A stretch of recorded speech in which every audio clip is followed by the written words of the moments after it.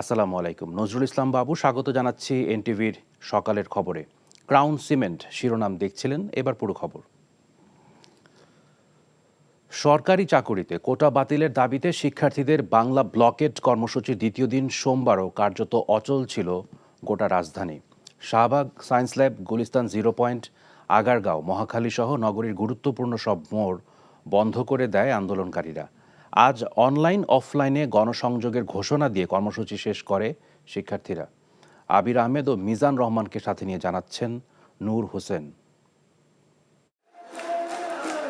দ্বিতীয় দিনের বাংলা ব্লকেট কর্মসূচি পালন শেষে রাতে শাহবাগে নতুন কর্মসূচি ঘোষণা করেন কোটা বিরোধী আন্দোলনরত শিক্ষার্থীরা। দাবির পক্ষে মঙ্গলবার অনলাইন অফলাইনে জনসংযোগ চালানোর কথা জানায় বৈষম্য বিরোধী ছাত্র আন্দোলনের নেতারা। আমরা আগামীকাল সারা দেশে, সারা ঢাকা শহরে আমাদের যত শিক্ষার্থী প্রতিনিধি রয়েছে তাদের সাথে সমন্বয় করব, গণসংযোগ করব, করে আমরা বুধবার কঠোর কর্মসূচি দিব। এরই মধ্যে দাবি মানা না হলে আরো কঠোর কর্মসূচিতে যাওয়ার হুঁশিয়ারি দেন আন্দোলনকারীরা। আপনারা আমাদের ধৈর্যের পরীক্ষা নিয়েন না,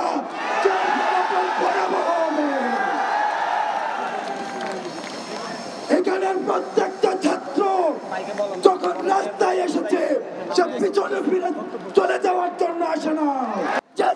বাংলাদেশের শব্দ আমরা দেখি তা কোটা দিয়ে করা সম্ভব নয়।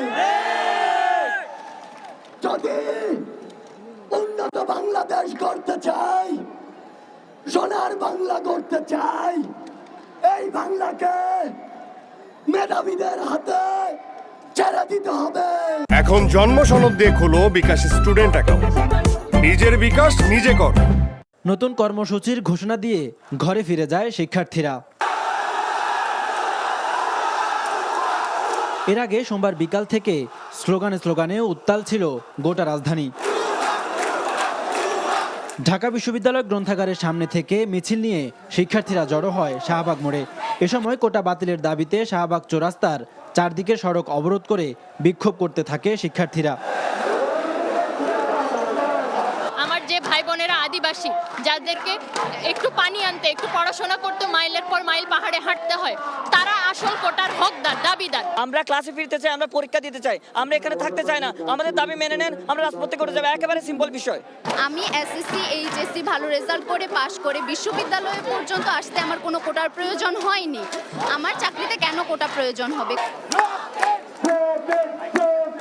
আন্দোলনের কেন্দ্রবিন্দু শাহবাগ থেকে অবরোধ ছড়িয়ে পড়ে গোটা রাজধানীতে। মেধাভিত্তিক এবং মেধাভিত্তিক আমলাতন্ত্র নিশ্চিত করার জন্য কার্যকর পদক্ষেপ মূলত সরকারকে নিতে হবে। তাদের সন্তানের জন্য যথেষ্ট, নাতিপুতি কেন পাবে?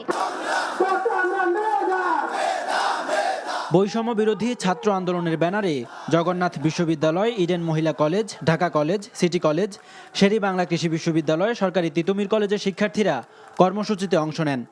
বৈষম্যের শিকার হচ্ছে, সেজন্য আমরা সবাই ইডেন কলেজ, ঢাকা কলেজ সবাই মিলে আন্দোলন করছি।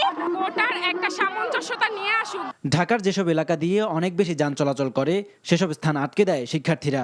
এতে গোটা রাজধানীর যান চলাচল অন্তত 7 ঘন্টা স্থবির হয়ে পড়ে। নূর হোসেন, এনটিভি নিউজ, ঢাকা।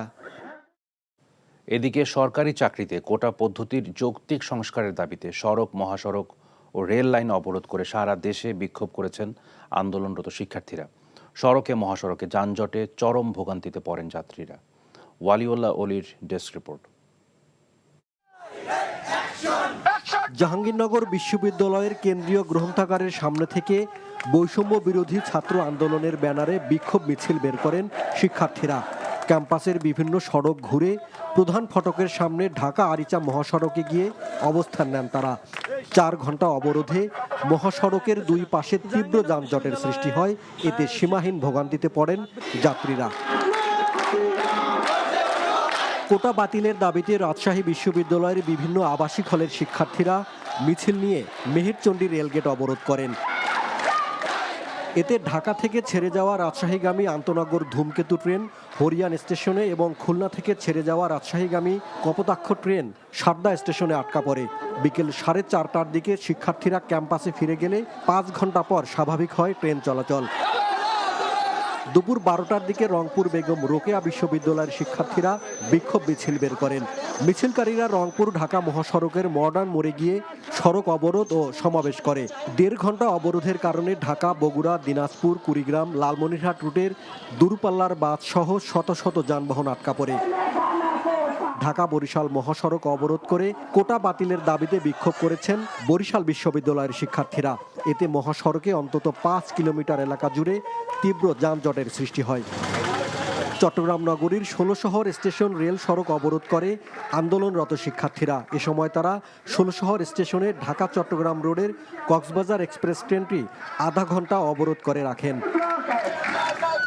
ঢাকা চট্টগ্রাম মহাসড়কের কুমিল্লা সদর দক্ষিণ উপজেলার কোটবাড়িতে মহাসড়ক অবরোধ করে বিক্ষোভ করেছেন কুমিল্লা বিশ্ববিদ্যালয়ের শিক্ষার্থীরা। এ সময় তারা কোটা বাতিলের দাবিতে স্লোগান দেন। মহাসড়কের দুই পাশে সৃষ্টি হয় দীর্ঘ যানজট। এছাড়া কোটা বাতিল চেয়ে বিক্ষোভ মিছিল করেছেন খুলনা, ময়মনসিংহ ও যশোর সহ দেশের বিভিন্ন বিশ্ববিদ্যালয়ের শিক্ষার্থীরা। ওয়ালিউল্লাহ অলি, এনটিভি নিউজ ডেস্ক। এখন জন্ম সনদ দিয়ে খোলো বিকাশ স্টুডেন্ট অ্যাকাউন্ট। নিজের বিকাশ নিজে কর। এদিকে কোটা বিরোধী আন্দোলনের চট্টগ্রাম বিশ্ববিদ্যালয়ের অন্যতম সমন্বয়ক খান তালাত মাহমুদের বাবার মোবাইল ফোনে হুমকি দেওয়ার অভিযোগ উঠেছে।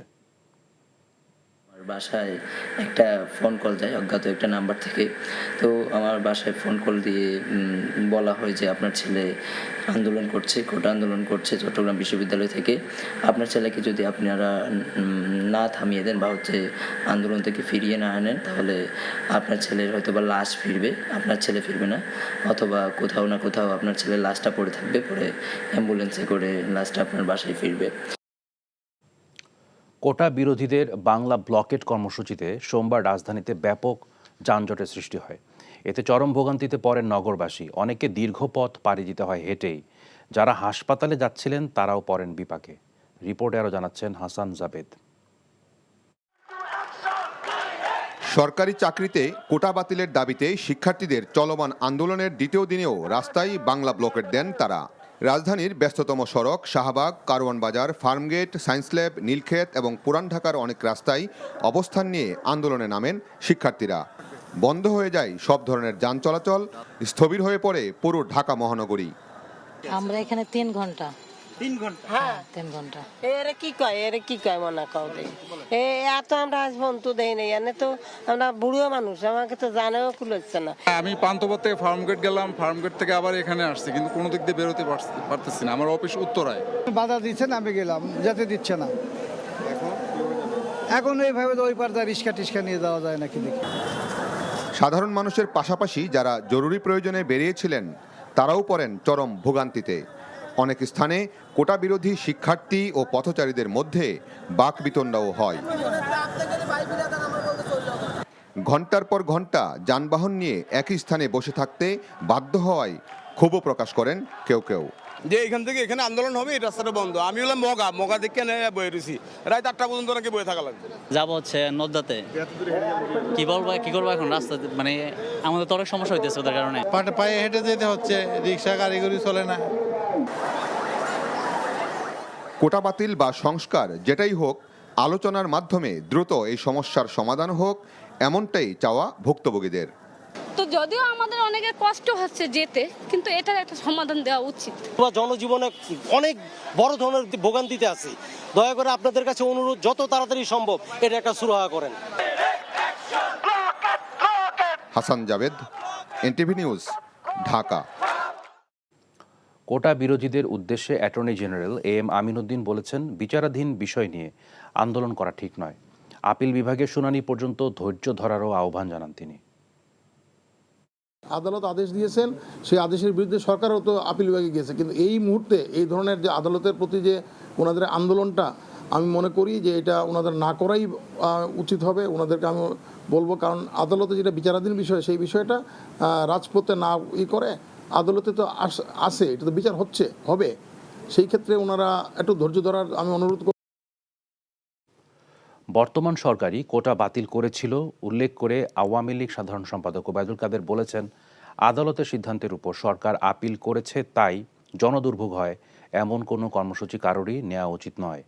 সোমবার এক সংবাদ সম্মেলনে তিনি এসব কথা বলেন। নজরানা চৌধুরীর রিপোর্ট। সরকারি নিয়োগ পরীক্ষায় কোটা পদ্ধতি বিষয়ে আদালতের রায় প্রত্যাখ্যান করে শিক্ষার্থীদের আন্দোলন চলছে। দেশের বিশ্ববিদ্যালয়গুলো ছাড়াও বৃহৎ কলেজেও এই দাবিতে চলছে কর্মসূচি। হাজারো শিক্ষার্থী রাজপথে নেমে আসার কারণে হচ্ছে জনদুর্ভোগ। এ অবস্থায় সোমবার আওয়ামী লীগের ধানমন্ডি কার্যালয়ে এক সংবাদ সম্মেলনে দলের সাধারণ সম্পাদক ওবায়দুল কাদের বলেন, তাদের সরকারই কোটা বাতিল করেছিল। উচ্চ আদালতের রায়ের বিরুদ্ধে সরকারের পক্ষ থেকে আপিলও করা হয়েছে। সরকার কোটা বাতিলের দাবির প্রতি আন্তরিক বলেই অ্যাটর্নি জেনারেল আপিল দায়ের করেছে। উচ্চ আদালতের রায় না হওয়া পর্যন্ত আমাদের অপেক্ষা করতে এবং কোনো প্রকার উত্তেজনা এবং রাস্তাঘাট বন্ধ করে মানুষের দুর্ভোগ সৃষ্টি পরিহার করা উচিত। আমরা মনে করি দেশের উচ্চ আদালত বাস্তব পরিস্থিতি বিবেচনা করে রায় প্রদান। এর আগে কোটা বিরোধী আন্দোলনে যারা নেতৃত্ব দিয়েছিল তাদের কেউই বিসিএস পরীক্ষায় উত্তীর্ণ হতে পারেনি বলেও দাবি করেন কাদের। ইতোমধ্যে এই আন্দোলনে রাজনৈতিক উপাদান যুক্ত হয়ে গেছে বলেও মন্তব্য করেন তিনি। আদালতের রায়ের বিরুদ্ধে কোনো পলিটিক্যাল পার্টি পৃথিবীর কোন দেশে আন্দোলনে সামিল? এখানে পলিটিক্সের উপাদান যুক্ত হয়ে গেছে, কারণ বিএনপি প্রকাশ্যেই তারা এই কোটা আন্দোলনের উপর ভর করেছে, তারা সাপোর্ট করেছে প্রকাশ্যে। সাপোর্ট করা মানে তারা এর মধ্যে অংশগ্রহণও করছে। পাবলিক বিশ্ববিদ্যালয়ে সর্বজনীন পেনশন স্কিম চালু করা নিয়ে ভুল বোঝাবুঝি থাকতে পারে বলেও উল্লেখ করেন আওয়ামী লীগ সাধারণ সম্পাদক। এখানে ভুল বোঝাবুঝি থাকতে পারে, তাদের সাথে আমাদের যোগাযোগ আছে। আনুষ্ঠানিক বসাবসি হয়তো এখনো হয়নি। সিদ্ধান্ত তো নিতে হবে বাস্তব পরিস্থিতির আলোকে। বিএনপির আন্দোলন প্রসঙ্গে ওবায়দুল কাদের বলেন, সরকার কচুপাতার পানি নয় যে নাড়া দিলেই পড়ে যাবে। আমরা এই বিতর্কে নজরানা চৌধুরী, এনটিভি নিউজ, ঢাকা। শিক্ষকদের পেনশন আন্দোলনকে যৌক্তিক উল্লেখ করে বিরোধী দলীয় নেতা জিএম কাদের বলেছেন, অন্ধভাবে আনুগত্য করবে এমন ব্যক্তিদের চাকুরিতে নিয়ে আসতে সরকার মুক্তিযোদ্ধা কোটা ব্যবহার করছে। সোমবার রংপুরে সাংবাদিকদের তিনি এসব কথা বলেন। কোটার বিরোধী যে আন্দোলন হচ্ছে এটার সঙ্গে আমরা একমত। স্বাধীনতা মুক্তি সংগ্রামের যে উদ্দেশ্য হলো তার সঙ্গে এটা সাংঘর্ষিক, এবং এটা আমাদের সংবিধানে যেভাবে আমাদের বর্ণনা আছে সেইখানে আমি মনে করি এটা সংবিধানের সঙ্গে সাংঘর্ষিক। কাজে আর একটা হলো, আমি যেটা বললাম যে পেনশন স্কিমটা যেহেতু যারা পেনশন নেবেন যাদের জন্য করছেন তারা যদি এটাকে ভালো মনে না করে তাহলে আপনি নতুন লোকের জন্য যা করবেন তা করবেন আমি জানি না, কিন্তু যারা চাকরিতে আছেন তাদেরকেও তাদের ইচ্ছার বাইরে তো তাদেরকে জোর করে আপনি সার্ভিস কমিউনিকেশন কমিয়ে দিতে পারেন না। কাজে এটাও আমরা ওনাদের সঙ্গে আছি। 4 দিনের সরকারি সফরে চীনের রাজধানী বেইজিংয়ে আছেন প্রধানমন্ত্রী শেখ হাসিনা। সোমবার স্থানীয় সময় সন্ধ্যা 6টার কিছু পরে প্রধানমন্ত্রী শেখ হাসিনাকে বহনকারী বিমান বাংলাদেশের বিশেষ ফ্লাইটটি বেইজিংয়ের ক্যাপিটাল আন্তর্জাতিক বিমানবন্দরে অবতরণ করে। চীন সরকারের ভাইস মিনিস্টার এবং চীনে নিযুক্ত বাংলাদেশের রাষ্ট্রদূত জসিম উদ্দিন বিমানবন্দরে প্রধানমন্ত্রীকে স্বাগত জানান। এ সময় চীনের সশস্ত্র বাহিনীর একটি দল প্রধানমন্ত্রীকে রাষ্ট্রীয় সালাম জানায়। শেখ হাসিনার এই সফর উপলক্ষে বেইজিংয়ের বিমানবন্দর এবং প্রধানমন্ত্রীর আবাসস্থলের আশপাশের প্রধান সড়কগুলো চীন ও বাংলাদেশের পতাকা দিয়ে সাজানো হয়েছে। সফরকালে প্রধানমন্ত্রী শেখ হাসিনা আগামীকাল চীনের রাষ্ট্রপতি শি জিনপিংয়ের সাথে দ্বিপাক্ষিক বৈঠক করবেন। এছাড়া চীনের প্রধানমন্ত্রী লি কিয়াংয়ের সাথে একটি প্রতিনিধি পর্যায়ের বৈঠক করবেন তিনি। 4 দিনের এই দ্বিপাক্ষিক সফরে বাংলাদেশ ও চীনের মধ্যে 20 থেকে 22টি সমঝোতা স্মারক স্বাক্ষরিত হওয়ার সম্ভাবনা রয়েছে। দুই দেশের বেশ কয়েকটি প্রকল্পের উদ্বোধনেরও ঘোষণা করা হতে পারে এই সফরে। আগামী বৃহস্পতিবার প্রধানমন্ত্রী শেখ হাসিনার দেশে ফেরার কথা রয়েছে। বিএনপি চেয়ারপারসন বেগম খালেদা জিয়ার জীবন হুমকির মুখে বলে জানিয়েছেন দলের মহাসচিব মির্জা ফখরুল ইসলাম আলমগীর। অভিযোগ করেছেন, সুচিকিৎসা থেকে বঞ্চিত করে বেগম জিয়াকে মৃত্যুর দিকে ঠেলে দিচ্ছে সরকার। অবিলম্বে তাদের নেত্রীর নিঃশর্ত মুক্তির দাবিও জানিয়েছেন তিনি। কোটা বিরোধী আন্দোলন ও বিশ্ববিদ্যালয়ের শিক্ষকদের আন্দোলনে বিএনপির ইন্ধনের অভিযোগও নাকচ করে দিয়েছেন মির্জা ফখরুল। ইমরুল হাসানের রিপোর্ট। হাসপাতালে চিকিৎসাধীন দলের চেয়ারপারসনের অবস্থা জানাতে গুলশান কার্যালয়ে সাংবাদিকদের সাথে কথা বলেন বিএনপির মহাসচিব। অভিযোগ করেন রাজনৈতিক প্রতিহিংসার কারণে উন্নত চিকিৎসার জন্য দেশের বাইরে যেতে দেওয়া হচ্ছে না বেগম জিয়াকে। জীবন তো হুমকির মুখেই, তাই আমি মনে করি যেটা আপনার ইন্টেনশনালি করা হচ্ছে তাকে। তার কিন্তু অসংখ্য রোগ, সেই রোগের মধ্যে কতগুলো জটিল রোগ আছে, তাকে 24 ঘন্টা মনিটর করতে হচ্ছে এখন আর কি। প্রতিহিংসার কারণে তাকে এইভাবে আটকে রেখে তাকে মৃত্যুর দিকে ঠেলে দেওয়া হচ্ছে। তার চিকিৎসাটা দরকার একটা আপনার মাল্টি ডিসিপ্লিনারি হাসপাতালে, বিদেশে উন্নত একটা চিকিৎসা কেন্দ্রে। কিন্তু দুর্ভাগ্যজনক হচ্ছে যে এরা একই কারণে, প্রাথমিক প্রতিহিংসার কারণে তারা দিচ্ছে না। আমরা আবারও বলছি, বারবার করে বলছি, তাকে নিঃশর্ত মুক্তি দিতে হবে এবং তার চিকিৎসার ব্যবস্থাটা আমরাই করব, অন্য কাউকে করার দরকার নেই। সরকারের প্রতি আমরা সে আহ্বান জানাচ্ছি না।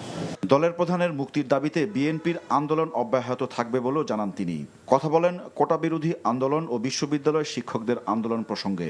আমরা কখনোই এই ধরনের আন্দোলন দেওয়ার প্রশ্ন না, কারণ ওরা তো আপনার নিজস্ব তাদের একটা প্রফেশনাল আপনার সব বিশ্ববিদ্যালয়গুলো শিক্ষকরা করছে, ছাত্ররা করছে। আমরা এখানে ইন্ধন দিতে যাবো কেন?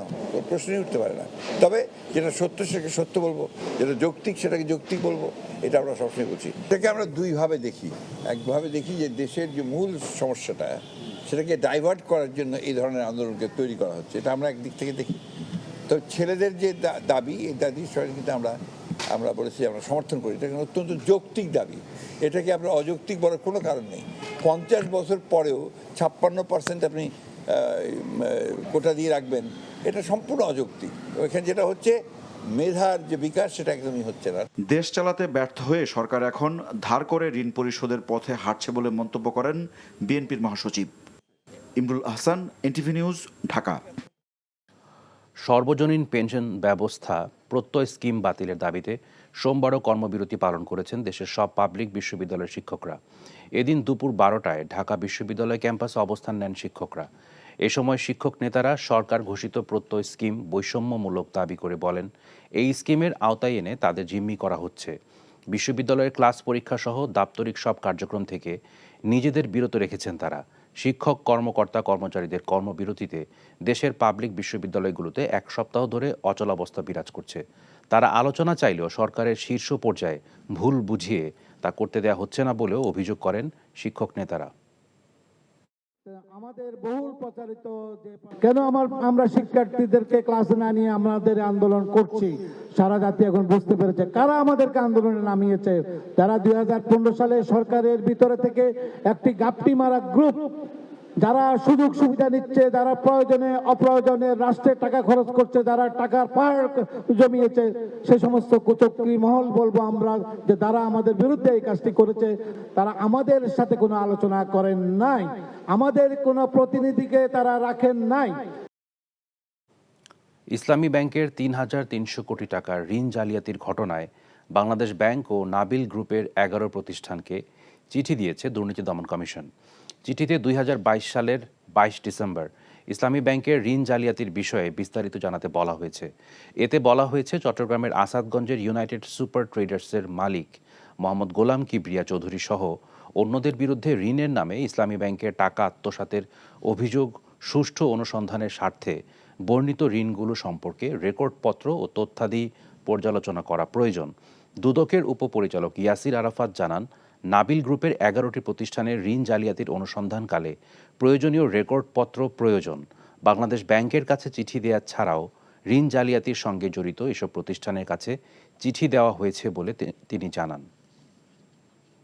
এই ছিল সকালের খবরে। এই খবরের ভিডিও সহ আপডেট জানতে ভিজিট করুন এনটিভি অনলাইন www.ntvbd.com। এছাড়াও এনটিভির জনপ্রিয় সব অনুষ্ঠান ও খবরের আপডেট জানতে ভিজিট করুন আমাদের ইউটিউব ও ভেরিফাইড ফেসবুক পেজ। ধন্যবাদ সবাইকে।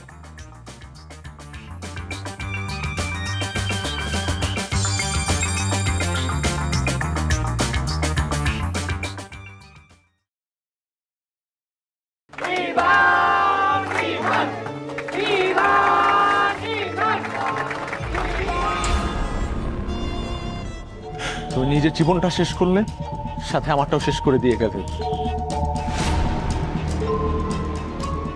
আপনি এই মেয়েটাকে চেনেন না? না।